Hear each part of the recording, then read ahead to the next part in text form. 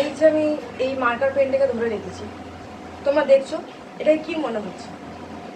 স্থির হয়ে আছে নাকি গতিশীল? তোমাদের দৃষ্টিভঙ্গিতে কি লাগছে? স্থির হয়ে আছে, কারণ যত সময় যাচ্ছে তত দেখা যাচ্ছে যে এই মার্কারটা এর অবস্থান পরিবর্তন করছে না, এর নিজের অবস্থায় ফিক্সড আছে। তাই আমি তুমি এটাকে স্থির ভাবছি। তাহলে স্থির বস্তু মানে কি? সময়ের সাপেক্ষে, সময় পরিবর্তনের সাথে সাথে যদি কোনো বস্তুর অবস্থান এর পরিবর্তন না ঘটে, তাহলে সেই নির্দেশতন্ত্র বা সেই দৃষ্টিভঙ্গির সাপেক্ষে সেই বস্তুটাকে আমরা কি বলবো? স্থিতিশীল বস্তু। এবার এই অবস্থায় যদি একজন গাড়ি খুব স্পিডে চলে যায় এদিকে এবং এটার দিকে তাকিয়ে তাকিয়ে যদি যায়, তাহলে তার কি মনে হবে? এই মার্কার পেনটা গতিশীল। আমরা যখন কোনো বাসে চলে যাই বা ট্রেনে চলে যাই, তখন আশেপাশে যে গাছপালাগুলোকে দেখি, কি মনে হয়? পেছন দিকে ছুটছে। তাহলে যে বাইক নিয়ে দ্রুত স্পিডে গেল, তার দৃষ্টিভঙ্গিতে সেই নির্দেশতন্ত্রের সাপেক্ষে, সেই ফ্রেম অফ রেফারেন্সের সাপেক্ষে এই মার্কার পেনটা কি? গতিশীল। সেই নির্দেশতন্ত্রের সাপেক্ষে সময়ের পরিবর্তনের সাথে সাথে সে দেখছে এই মার্কার পেনটা অবস্থান এর পরিবর্তন হচ্ছে। তাহলে সে দেখছে গতিশীল, আমরা দেখছি স্থির। তাহলে স্থির বা গতিশীল কি পরম কিছু জিনিস যে আমরা হঠাৎ করে বলবো যে মার্কার পেনটা স্থির হয়ে আছে, বা সেও একেবারে তর্ক লাগিয়ে বললো যে না এই গতিশীল আছে? বলতে পারবো কি? বলতে পারবো, কারণ সবাই নিজের নিজের জায়গাতে ঠিক আছে। ঠিক যেমন কোনো একটা মানুষ, সে মানুষকে আমি বলবো যে সে মানুষটা ভালো না, কেন বলবো? কারণ সে আমার সাথে ভালো ব্যবহার করে নাই। তোমার সাথে ভালো ব্যবহার করেছে, তুমি তাকে বলবে ভালো।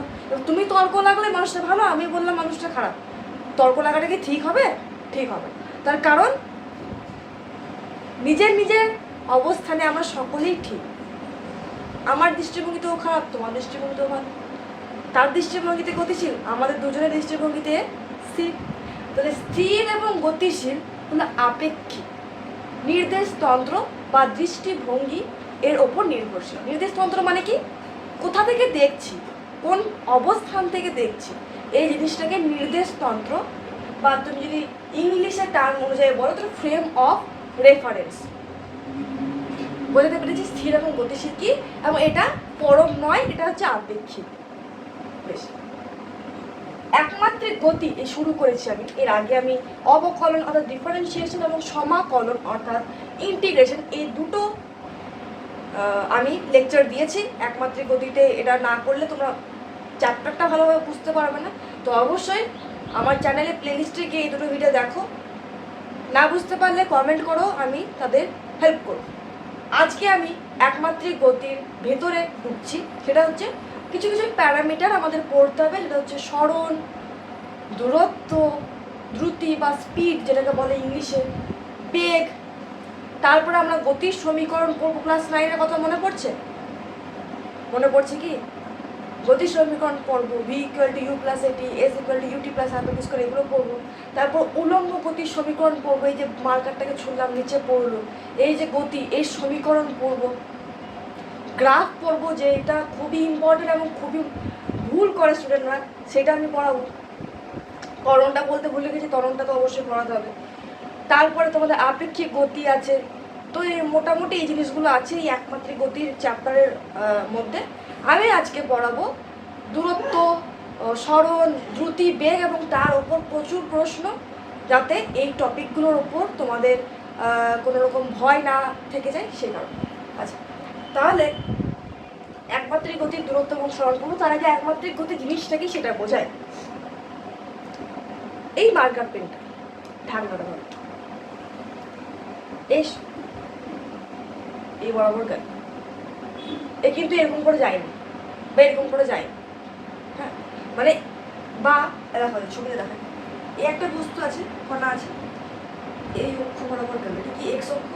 এক্স অক্ষ বরাবরই গেল, ওয়াইও যায় নাই, জেডেও যায় না, মানে একসাথে। শুধুমাত্র এক্স যদি যায়, শুধুমাত্র একটাই অক্ষ বরাবর যাবে। যদি যায় শুধুমাত্র একটা অক্ষ বরাবর যাবে y বরাবর, যদি যায় একটা অক্ষ বরাবর যাবে z বরাবর। তাহলে এই ধরনের গতিকে বলা হয় একমাত্রিক গতি। কোনো মারছি এ কি সোজা শুধুমাত্র যায়? সোজা যায় না। একটা ঘর আছে ধরো,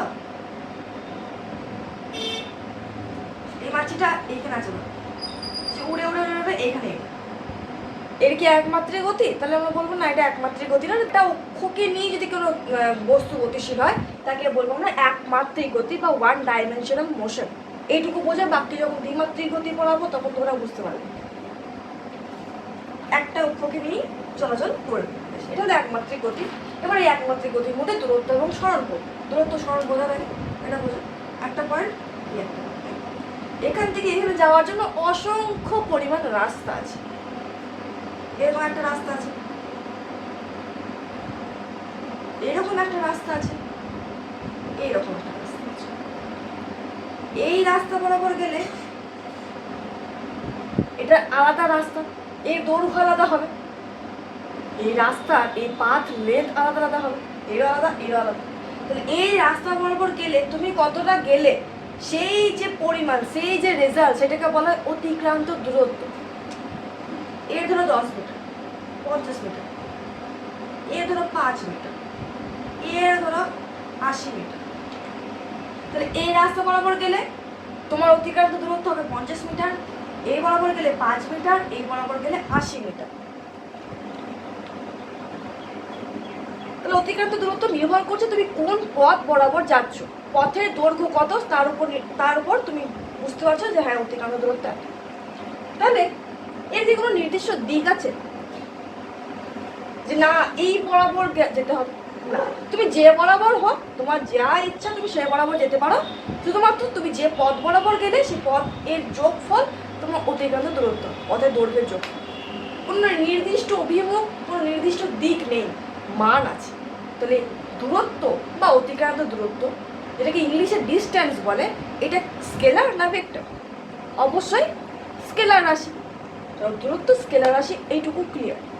আর দূরত্ব পথের দৈর্ঘ্যের উপর নির্ভরশীল, তোমার পরিশ্রম তুমি কিভাবে করছো তা সেটা দেখছে দূরত্ব। তাহলে দূরত্ব কি কখনো ঋণাত্মক হতে পারে, নেগেটিভ হতে পারে কি দূরত্ব? প্রশ্নের উত্তরটা হতে পারে। কারণ ঋণাত্মক ব্যাপারটা কখন আসবে? যখন ভেক্টরের ব্যাপার আসবে, যখন অভিমুখের ব্যাপার আসবে। এ তো স্কেলার রাশি, এই ঋণাত্মক কেনই বা আসবে? এ তো সবসময় যোগ করে করেই হচ্ছে, বিরক্ত হচ্ছে না। তাহলে দূরত্ব সর্বদা ধনাত্মক হবে, ঋণাত্মক হবে না। শূন্য হতে পারে, হ্যাঁ অবশ্যই হতে পারে। কখন শূন্য হবে? এই যেমন এই মার্কার পেনটা এইখানে আছে, এ কোনো পথ অতিক্রমই করলো না, ল্যাথখোর, খুবই পুড়ে, লেজি, এক জায়গাতে স্থির হয়ে আছে, কোনো দিকে যাচ্ছে না, এ নড়ছেও না চড়ছেও না। মানে এর দ্বারা অতিক্রান্ত দূরত্ব কত হবে?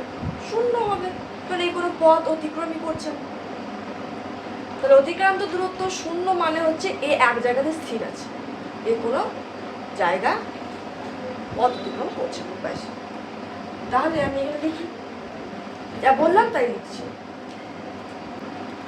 লিখলাম, যা বললাম তাই লিখে দিলাম। এবার এই তিনটে সুবিধা পজ করো, উত্তর দাও, তারপর আমার বোঝানোটা দেখো।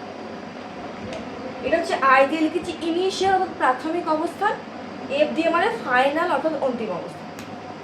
প্রথমে এখানে ছিল, যে 5 মিটার গেল এইদিকে, আবার টার্ন ব্যাক করলো, মুখ ঘোরালো, অভিমুখ পরিবর্তন করে এই পর্যন্ত। প্রশ্ন করেছে অতিক্রান্ত দূরত্ব কত হবে? আমরা কিছু দেখবো না, আমরা কত পথ চলেছি শুধু সেইটা দেখবো। কত পথ চলেছি? 5 মিটার চলেছি, আবার ঘুরে 2 মিটার চলেছি, টোটাল 7 মিটার চলেছি। টোটাল রাস্তা থেকে আমরা দেখবো, তাহলে দূরত্ব কত হবে? 7 মিটার হবে। লিখে দিলাম, সরণটা যখন বোঝাবো তখন বুঝবো। এইটা এখানে কত হবে? এখানে এই 5 মিটার গেল, আবার 9 মিটার গেল, টোটাল 14 মিটার গেল। ক্লিয়ার? এই ছবিটা দেখো, 5 মিটার গেল, আবার সে আগের অবস্থায় ফিরে এলো, কিন্তু পথ তো চলেছে। তুমি গিয়ে আবার সে আগের অবস্থায় ফিরে এসছো, কিন্তু তুমি তো পরিশ্রম করেছো রে বাবা, তুমি তো পথ অতিক্রম করেছো। তাহলে 5 metre plus 5 metre 10 metre. Clear? বেশ, খুব একা দরকার, সে একাই আছে। সরণ মানে হচ্ছে প্রাথমিক এবং অন্তিম যে অবস্থা তার মাঝখানে সরল রৈখিক পথটাকে বলা হয় সরণ। এটা দূরত্বও বটে কিন্তু সরণ, এটাকে স্পেসিফিক্যালি যদি বলি আমরা কি বলবো, সরণ বলবো বা ডিসপ্লেসমেন্ট বলবো। প্রাথমিক অবস্থান এবং অন্তিম অবস্থার মাঝখানে সরলরৈখিক সবচেয়ে ছোট পথ তাকে বলা হয় সরণ।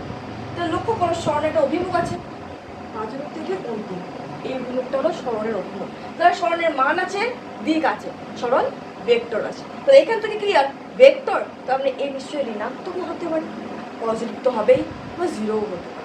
তো ঋণাত্মক, ধনাত্মক, শূন্য এই তিনটাই হতে পারে সরণ। ক্লিয়ার? আর সরণ হচ্ছে ভেক্টর রাশি। বেশ হলো। এবার আমি যে একটা প্রশ্ন বলি, সোজা পথ বরাবর কেন? তুমি যাচ্ছ, মুখ তোমার এই দিকে, 10 মিনিটে গেলে না, তোমাকে প্রশ্ন করবো সরণ দূরত্ব কি সমান? তুমি কি বলবে? হ্যাঁ অবশ্যই সমান। তার কারণ আমি সোজা পথে যাচ্ছি, আমার কোনো অভিমুখের পরিবর্তন ঘটাচ্ছি না। যতটা পথ আমি অতিক্রম করছি পায়ে হেঁটে, ইনিশিয়াল টু ফাইনাল, এটাই আমার অতিক্রান্ত দূরত্ব। আবার যেহেতু অভিমুখের কোনো পরিবর্তন ঘটাচ্ছি না, ইনিশিয়াল ফাইনালের মাঝখানে সবচেয়ে ছোট পথটা সরণ বলা হয়, তাহলে সরণও 10 মিটার আর দূরত্ব 10 মিটার। তাহলে এখান থেকে একটা কনক্লুশন আমরা পেলাম, অভিমুখ পরিবর্তন না করে সরল রৈখিক পথে যদি কোনো বস্তু বা কোনো মানুষ যায়, তাহলে সেই গতির ক্ষেত্রে সরণ এবং দূরত্ব সর্বদা সমান হবে। বোঝাতে পারলাম? আশা করবো বোঝাতে পেরেছি। এবার তোমাকে আরেকটা প্রশ্ন আমি করি, কোনটা সত্য কোনটা মিথ্যা? আর উত্তর দাও, তারপর আমি বলছি। দিয়ে দিয়েছ? দূরত্ব সরণের থেকে বেশি, এটা সত্য নাকি সরণ দূরত্ব থেকে বেশি, এটা সত্য? আশা করবো উত্তর দিয়ে দিচ্ছে এইটা ঠিক, এইটা ভুল। সরণ মানে হচ্ছে প্রাথমিক এবং অন্তিমের মাঝখানে সবচেয়ে ছোট পথ, সবচেয়ে ছোট পথ। আর দূরত্ব তুমি যত পথ অতিক্রম করেছো সেইটা। সরণ দূরত্ব থেকে কখনোই বেশি হতে পারে না। হ্যাঁ সমান হতে পারে এই কেসের ক্ষেত্রে, কিন্তু কখনো বড় হতে পারে না। কিন্তু হ্যাঁ দূরত্ব সরণের থেকে বড় হতে পারে। এখান থেকে আরেকটা জিনিস আমরা বার করতে পারি, দূরত্ব যদি সরণের থেকে বড় হতে পারে, তাহলে দূরত্ব বাই সরণ একের থেকে বড়। সর্বদা কি একের থেকে বড় না, কখনো কখনো সমানও হতে পারে।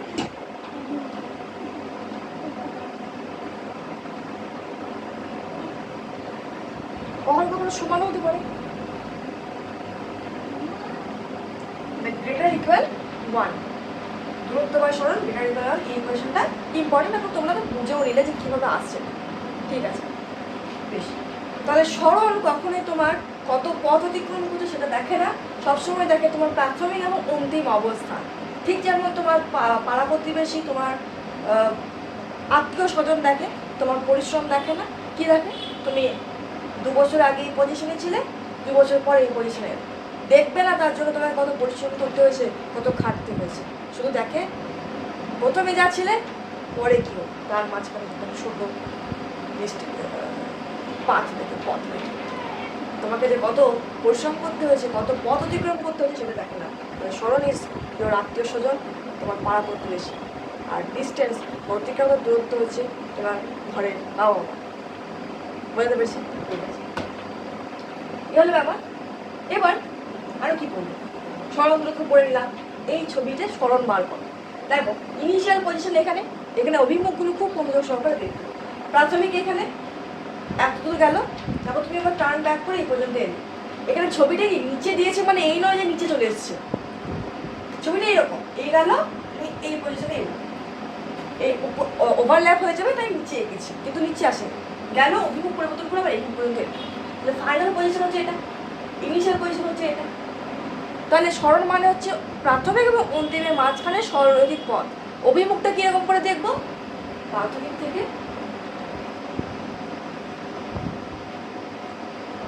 অন্তিমে মাঝখানে এরকম তীর চিহ্ন দিয়ে দেবো। তাহলে কত হবে এটা?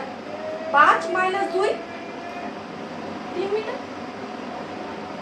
বুঝতে পারছি? ব্রেড এরকম উত্তরটা প্রাথমিক এখানে ছিল, অন্তিম এইখানে। তাহলে প্রাথমিক থেকে অন্তিম একই সরলরেখা বরাবর আছে, এখানে অন্তিমটা। তাহলে কি হবে? তীর চিহ্ন কোন দিকে হবে? অন্তিমের দিকে হবে। তাহলে এই দিকগুলোকে আমি পজিটিভ ধরেছি, তাহলে এইটা কি হবে? নেগেটিভ হবে। আর কত হবে? 9 - 5 4 মিটার। এইটুকু ডিস্টেন্স কত? 4 মিটার। তো এবার +4 হবে না -4 হবে? এটা নির্ভর করছে তুমি কোন দিকটা ধনাত্মক ধরেছো। এই দিকটাই সাধারণত ধনাত্মক ধরা হয়, পজিটিভ ধরা হয়। তাহলে এই দিকটা কি হবে? ঋণাত্মক। এই দিকটা মানে হচ্ছে এই তীর চিহ্নটা এই দিকে রয়েছে না, তাই এই দিকে নেগেটিভ বলছি, বুঝতে পারছো তো? তাহলে কত হবে? -4 মিটার। এই প্লাস মাইনাস এগুলোকে ভালো করে লক্ষ্য রাখবে। তীর চিহ্ন কীভাবে দিতে হয়? অন্তিম থেকে প্রাথমিকের দিকে, অন্তিমের দিকে ল্যাশটা থাকে আর প্রাথমিক দিকে মুক্ত থাকে তীর চিহ্নটা। অন্তিম এটা প্রাথমিক, মানে আগের অবস্থায় ফিরে এসছে। তাহলে এর কোনো স্মরণ হয়েছে কি না? স্মরণ শূন্য। 5 - 5 শূন্য। তাহলে এখান থেকে একটা ক্লিয়ার হচ্ছে, স্মরণ শূন্য মানে ওইটা দেখে আমরা বলে দিতে পারি না ও কোনো পথ অতিক্রম করেনি, তোমার ইমপ্রুভমেন্ট হয়নি, তুমি ভালো রেজাল্ট করছো না, আগের অবস্থায় আছো, তার মানে এই নয় যে তুমি পরিশ্রম করোনি, তুমি অবশ্যই পরিশ্রম করেছো। যেমন এই পথ অতিক্রম করেছে কিন্তু এই স্মরণ শূন্য। পাশাপাশি লোক কি বলবে? যে এ যা ছিল তাই আছে, কিন্তু ওর ভেতরে যে কত পরিশ্রম করেছে সেটা আমাদের পাশাপাশি লোকটা দেখতে পাচ্ছে না। কত করেছে? 10 মিনিটে যাচ্ছে, কিন্তু স্মরণ দেখাচ্ছে শূন্য। ও কি পথ অতিক্রম করেনি? অবশ্যই করেছে, কিন্তু যা ছিল আগের অবস্থায় আবার ফিরে এসছে, তাই স্মরণ শূন্য। তাই স্মরণ শূন্য মানে এটা বলে দিও না সে কোনো পথ অতিক্রম করেনি, সে করতেই পারে পথ অতিক্রম। বুঝতে পারছি? এখান থেকে একটা প্রশ্ন আসতে পারে, স্মরণ শূন্য মানে তার দূরত্ব মাস্ট বি শূন্য, অবশ্যই শূন্য হবে না। স্মরণ শূন্য মানে দূরত্ব কি অবশ্যই শূন্য হবে? না, হতেও পারে না হতেও পারে। কখন হতে পারে? যখন তুমি কোনো পরিশ্রমই করলে না, তুমি কোনো পথে অতিক্রম করলে না, এক জায়গাতেই আছো, তাহলে তোমার স্মরণ শূন্য, তোমার দূরত্ব শূন্য। এখান থেকে যদি এই প্রশ্ন আসে দূরত্ব শূন্য, তার মানে কি স্মরণ মাস্ট বি শূন্য? মাস্ট মানে অবশ্যই শূন্য, এটা সত্য। কারণ দূরত্ব শূন্য মানে তুমি কোনো পরিশ্রম করে, তুমি কোনো পথে অতিক্রম করনি, তুমি আগের অবস্থায় আছো, তোমার স্মরণ শূন্য। দূরত্ব যখন শূন্য তখন স্মরণ অবশ্যই শূন্য, এর কোনো অন্য কোনো কথা না। দূরত্ব শূন্য, স্মরণ অবশ্যই শূন্য, কিন্তু স্মরণ শূন্য হলে দূরত্ব যে শূন্যই হবে এর কোনো গ্যারান্টি নেই। এই কথাটা ইম্পর্টেন্ট আছে, সেজন্য বারবার বলছি। বেশ, এবার আমি একটা ছবি এঁকে দেবো, সেই ছবিটাতে তোমার হোমওয়ার্ক দেবো, তুমি আমাকে উত্তরটা জানাবে, কিসে কমেন্টে জানাবে। এগুলো হয়ে গেছে। দেখো ছবিটা আমি এঁকে রেখেছি, দেখো ছবিটা এগুলো হচ্ছে 0, 5, 10। যদি বলি যে 1, 2, 3,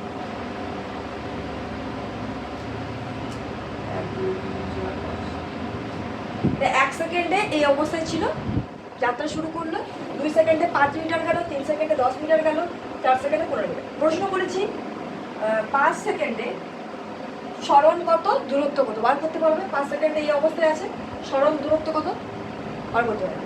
8 সেকেন্ডে মানে এই 25 পর্যন্ত গিয়েছে, দিয়ে আবার টার্ন ব্যাক করেছে, এই পর্যন্ত এসেছে। তাহলে এই সময় স্মরণ কত, দূরত্ব কত করো, দিয়ে আমাকে কমেন্টে জানাও। আমি এবার শুরু করবো দ্রুতি এবং বেগ, তারপর প্রচুর পরিমাণে অঙ্ক আমরা করবো। আচ্ছা, দ্রুতি বা বেগ জিনিসটা কি? দ্রুতিকে ইংলিশে স্পিড বলে।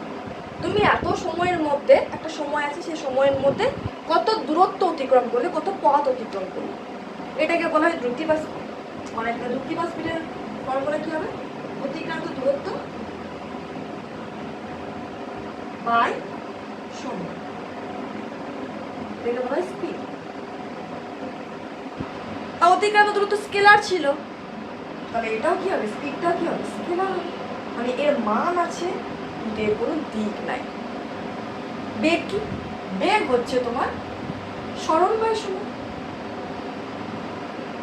এরকম বলা হয় স্মরণ ডিসপ্লেসমেন্ট বাই টাইম, সময়। এটা কি ভেক্টর রাশি, যেহেতু সরল ভেক্টর, বেগের নির্দিষ্ট দিক আছে, নির্দিষ্ট মান আছে, স্পিডের মান আছে বাট দিক নেই। ওকে, হয়ে গেল। এবার আমরা বলবো গড় জিনিসটা কি আর তাৎক্ষণিক জিনিসটা কি। বেগের ক্ষেত্রে বোঝা যায় গড় বেগ কি এবং গড় দুটি কি। আগে গড় বেগটা বলছি, গড় বেগ কি এবং তাৎক্ষণিক বেগ। গড় বেগ মানে হচ্ছে একটা নির্দিষ্ট টাইম ইন্টারভ্যাল, এত টাইমের মধ্যে তুমি কত দূরত্ব গেলে, ঠিক আছে। এই যে গড়, বলো বেগটা বলছি, গড় বেগ অ্যাভারেজ ভেলোসিটি হচ্ছে টাইম ইন্টারভ্যাল, মানে t1 টাইমে এখানে ছিলে, t2 টাইমে এখানে,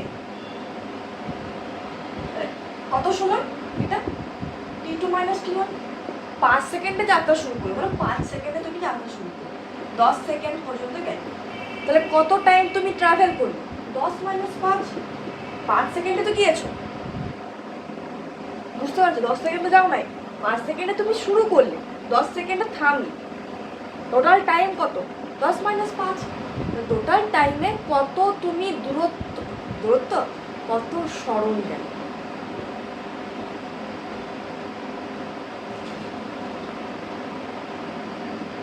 বা যদি এমনি দেখো, এখানে আমার স্মরণ ছিল এস, এখানে অবস্থান দিয়ে আমি স্মরণ দিয়ে বোঝাচ্ছি, পরে অবস্থান দিয়ে বোঝাচ্ছি, সরল টোটাল সরল হয় টোটাল টাইমকে গড় বের করা আছে। অবস্থানটা বুঝিয়েও দিই, তোমরা আবার সমস্যা দিয়ে অবস্থান ভেক্টর কীভাবে করে, অবস্থান ভেক্টর হচ্ছে মূলবিন্দুর সাপেক্ষে, এটা মূলবিন্দু ধরো,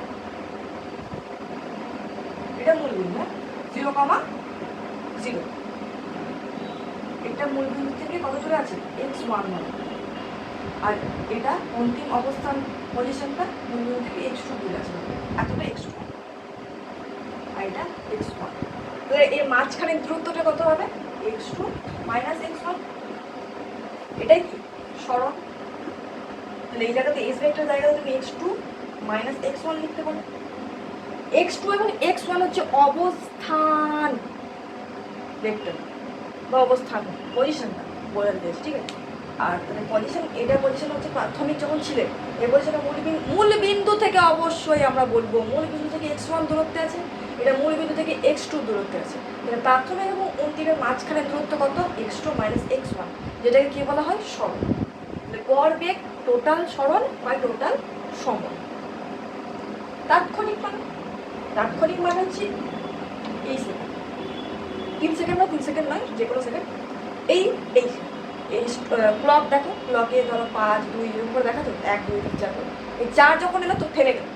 এই সময় বল স্পিডের মিটার কত, তোর স্পিড বা ভেলোসিটি কত, স্পিড ভেলোসিটি আলাদা জিনিস, বাট আমি বলছি ভেলোসিটি কত, তোমাকে জিজ্ঞাসা করো এই সময়, এটাকে বলে ইনস্ট্যান্টেনিয়াস, ইনস্ট্যান্টলি বল, তাৎক্ষণিক বেগ, ইনস্ট্যান্টলি বলো, তাৎক্ষণিক বলো, তাৎক্ষণিক বেগ কত, কীভাবে বার করতে হয় বলেছিলাম না, এই অল্প সময়ে কত পরিবর্তন হচ্ছে এক্স এর, dx বাই dt, এটা হলো ভেলোসিটি, তাৎক্ষণিক বেগ হচ্ছে dx বাই dt। খুব ছোট সময়ে কত ছোট দূরত্ব সরণ গেল, সরি, এটাকে বলা হয়। তাহলে বেগ বার করতে গেলে আমি যদি এক্স কে সময় সাপেক্ষে অবকলন করি, ডিফারেন্সিয়েট করি, তাহলে বেগ বেরিয়ে যাবে। বা যদি কোনো একটা গ্রাফ দেয় এক্স ভার্সেস টি এর, এবং গ্রাফটা যদি এরকম হয় 30 ডিগ্রি বলে দেওয়া আছে কোণ করেছে, আমরা কি জানি নতি, এক্স টি গ্রাফের নতি ট্যান থিটা, এটাই কি ভেলোসিটি না, কারণ ভেলোসিটি মানে হচ্ছে dx বাই dt, আর dx বাই dt মানে কি নতি, ট্যান 30 ডিগ্রি মানে 1/√3 মিটার পার সেকেন্ড বেরিয়ে যাবে বেগ। গ্রাফ দিলেও আমি বেগ বার করে দিতে পারবো, আর এক্স কিছু একটা সমীকরণ দিল, সেটাকে টি এর সাপেক্ষে অবকলন করে আমি বেগ বার করতে পারবো।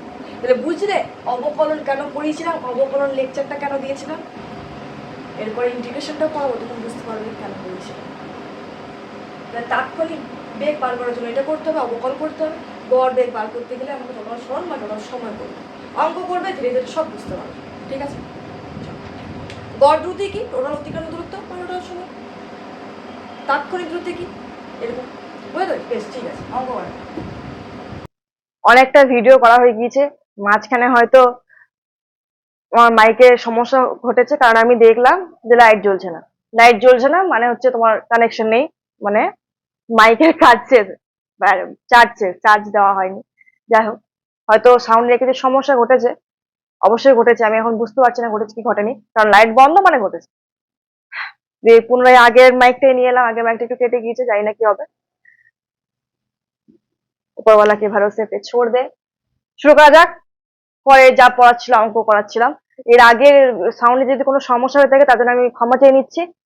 আমারও একটু রাগ ধরছে যে কেন এটা হলো, বেশ ছাড়ো, আমার এই ভুল, আমি চার্জ দিইনি। শুরু করা যাক।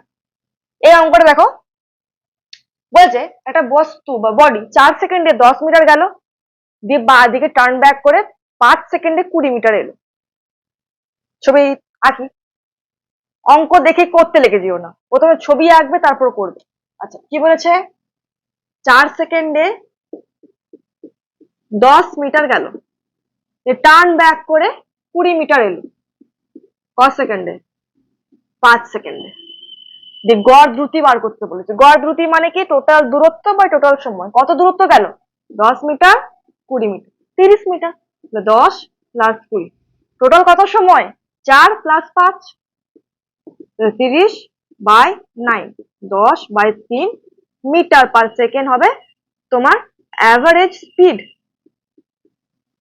এবার তোমাকে যদি জিজ্ঞাসা করে অ্যাভারেজ ভেলোসিটি কত, গড় বেগ কত? গড় বেগ মানে কি? টোটাল সরণ বা টোটাল সময়। টোটাল সরণ কত হয়েছে? দেখো, প্রাথমিক অবস্থান কোনটা, অন্তিম অবস্থান কোনটা? প্রাথমিক থেকে অন্তিমে তীর চিহ্ন দিয়ে যুক্ত করে দাও, এটা হবে তোমার সরণ। এটার দূরত্ব কত হবে? টোটালটা 20, এটা 10, তো এটা কত হবে? 20 - 10, 10 মিটার। তাহলে গড় বেগ কত হবে? 20 - 10, 10 মিটার বাই টোটাল সময়। সময়কে আবার বিয়োগ করে দিও না, টোটাল যত সময় লেগেছে, 4 সেকেন্ড, 5 সেকেন্ড, 4 + 5 9, 10/9 মিটার/সেকেন্ড হবে তোমার অ্যাভারেজ ভেলোসিটি। এ হলো অঙ্কর কিভাবে করবো। প্রথমে ছবি আঁকবো, তারপর দেখবো টোটাল দূরত্ব কত, টোটাল সরণ কত, দেন টোটাল সময় সর্বদা যোগ হবে। হ্যাঁ, সময়টা বিয়োগ করে দিচ্ছ না, এ করে ফর্মুলাতে বসাও, অঙ্ক হয়ে যাবে। এরপর আরেকটা অঙ্ক করাবো, দেন এখন ভিডিওটা অনেকটা বড় হয়ে যাচ্ছে, আর করাবো না, এরপরে লেকচারে আমি অঙ্ক করাবো, ঠিক আছে?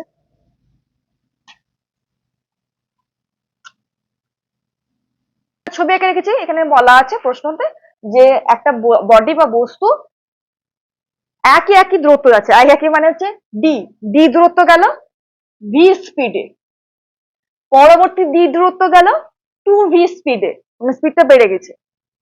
পরবর্তী ডি দূরত্ব গেল 3v স্পিডে। তার মানে প্রথম এত দূরত্ব গেল এত স্পিডে, এত এত এত। জিজ্ঞেস করেছে গড় দ্রুতি কত, অ্যাভারেজ স্পিড কত। কি বার করবে? ফর্মুলা কি? টোটাল দূরত্ব বাই সময়। দূরত্ব কোনগুলো? এইগুলো তো দূরত্ব, ডি ডি ডি, ডি+ডি+ডি, টোটাল দূরত্ব লিখে দিলাম, কিন্তু সময় বলে দেয়নি। সময়ের পরিবর্তে কি বলে দিয়েছে? স্পিড বলে দিয়েছে। মনে করো গতির সমীকরণ, মনে করো s=vt, মনে পড়ছে? এটা ছিল সরণ, এটা ছিল বেগ, এটা হলো সময়। তাহলে সময় কিভাবে বার করতে হয়? সরণ বাই বেগ করি। তাহলে d/v plus d/2v plus d/3v। বুঝাতে পারলাম? t1 কত? এইটুকু ডি দূরত্ব গেল ভি স্পিডে, তাহলে t1 কত? d/v। t2 কত? d/2v। t3 কত? d/3v। এটা এখানে পুট করলাম, t1 plus t2 plus t3 জায়গাতে এটা পুট করলাম, মানে কত হবে?